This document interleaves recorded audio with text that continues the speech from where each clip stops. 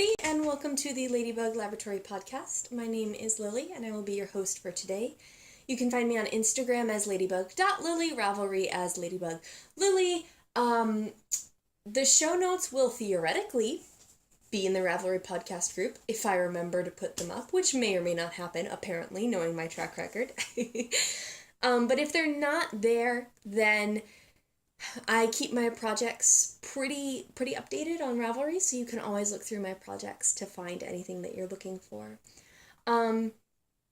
Let's see. There is a make-along going on right now in the podcast group, and that is a made-for-me make-along. Make anything for yourself. Prizes were posted last episode in part A of this. This is being recorded on Sunday, October 8th? Maybe? I just did this. Maybe. Yeah, and now that I've rambled through everything that is sort of the introduction, let me tell you what's happening today. We've got finished objects, a non-knitting craft, and some stashed love. So let's get started. All right. I have two finished objects today from the knitting arena, and one of them you have not seen before, and these are my Marabou mittens, which is a pattern by Carol Sunday, and here they are. So they're this beautiful colorwork pattern on the arm section, the wrist. They come to about halfway up my forearm. And I used Sunday Knits Angelic 5-ply for the purple, and then the minis that I got it in a kit. The minis were Angelic and Brigadoon. The purple is in the plum colorway. There we go, that's more accurate. And then, let's see. If I remember this correctly, this one is bone, this one is stone, and that one is moth. So there are 3 coordinating colors from lightest to darkest.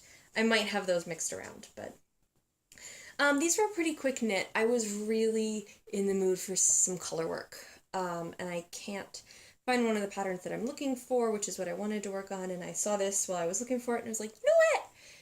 That'll be a nice quick knit. So that is what those are. I'm pretty happy with them. They fit pretty nicely. I don't know if they're going to stick around or not. I might end up giving them to a charity drive, but yeah, not 100% sure on that.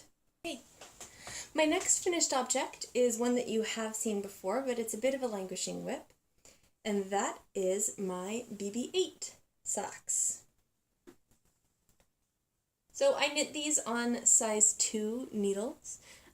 The main self-striping is the BB-8 from Mint Rain Yarns, and the cuffs, heels, and toes is Cork, which is Knit Pig Stroll. Last time that you saw these, I had finished them, except that I hadn't put the heels in. So I put the heels in, and I did the Smooth Operator Socks pattern, and I used their spiral heel, and I'm honestly not sure I'm a fan of it. She has a bunch of different heel constructions in there, but I don't really know how I feel about this particular one. Ones that I've used in the past I felt worked better. This one I felt just feels lopsided. But I finished these. They are for my husband for his birthday or Christmas or anniversary or one of those. I've mentioned before how he loves hand knit socks, and he gets 4 from me every year, 4 pairs. And he gets them all in December because his birthday's in December, our anniversary's in December, and then he gets 1 to open at Christmas with my family and 1 at Christmas with his family. So that's 4. And he sometimes sees me knitting them, but usually he forgets about them until he opens them. So this is 2 of 4. I have another pair that I can put the heels in, and that'll be 3 of 4, and then I just have to make another pair. So yeah, that's what's going on with those. And my last finished object is the one that I am the most proud of, and last time you saw it, I had barely cast on. That is my Anders sweater. Isn't this adorable? So it's a color work sweater. It's the Anders pattern. And I can't remember off the top of my head who it's by. It has all of this amazing detail. So it has this little like sideways braid and all of this color work. I love it. I'm so happy with this. And last time you saw it, I had literally just cast on the top, so it was pretty short. And again, I was looking for some color work. I made this for my cousin, and they have been trying to get pregnant for a couple of years at this point, and they finally just had their baby, and their baby was born on my birthday, so I share a birthday now with my cousin's little baby. And I mentioned in the past how they're winter people. They're very, very into winter. They were hoping for a snowstorm on their wedding type of winter. And so this is going to be amazing. This is exactly, they're going to love this. They're going to love this so much.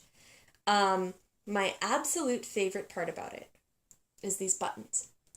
Now this is, of course, reversible, so the buttons can go in the front or the back if the baby's going to chew on them. And they'll be opening this at Christmas. And I was looking at some leaf buttons. At the Black Squirrel, they have little sets of 4 buttons by Katrinkles, and they do a lot of really unique laser-etched wood buttons, all handmade. And I was looking at some leaf buttons, and I was asking my friends, what do you think? Do you think that's too much leafiness? And Chase, the owner of the shop, looks at what I'm doing, and she goes, I'll be right back. And she comes back out with snowflake buttons. Aren't those amazing? Oh my gosh, they're absolutely incredible. They were absolutely perfect. They were perfect. And so the buttons came with like a pattern for what order to sew the holes in so that they looked like buttons. They looked like snowflakes instead of just, a cross or whatever. But, oh my gosh, aren't they precious? They're absolutely precious. They just make it for me. And I sewed them on with cashmere, elastic, and nylon mending thread, which I also got at the Black Squirrel. And it's really great for things like this because it has a little bit of elastic in it and it's incredibly strong. But it's also very, very thin. It's like lace weight. And they happen to have pretty much exactly the color that I had used. So that was really exciting. And the yarn that I used for this was Woolstock Worsted by Blue Sky Fibers, which is I'm pretty sure it's 100% wool. Yeah, 100% fine Highland wool. And I used a white and a green, but I can't remember the colorway of the green one now. But I am so happy with this. I am unbelievably happy with this. And those buttons, you guys. Oh my gosh. Oh my gosh. Chase, I know you don't watch this, but you are a genie. This was fantastic.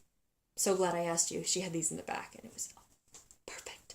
So I am so excited for baby Seamus to open this. And by baby Seamus, I mean really his parents, but I'm so excited for him to open it at Christmas this year. So yeah, those are my finished objects for today. And if you can't tell, I clearly have a favorite. Next up is a non-knitting craft, and I actually have 2 things to show you today. The first one is the cross stitch that I have been working on for a very long time. So I am doing a series of season cross stitch, and last you saw I was working on the winter one, and I finished it. So it's this beautiful winter sampler. It has this cut work at the top with beads in it. And then this cut work in the middle. And this seam. And then at the bottom, date and the initials. It also has this up the edge. Oof, it's hard to hold still.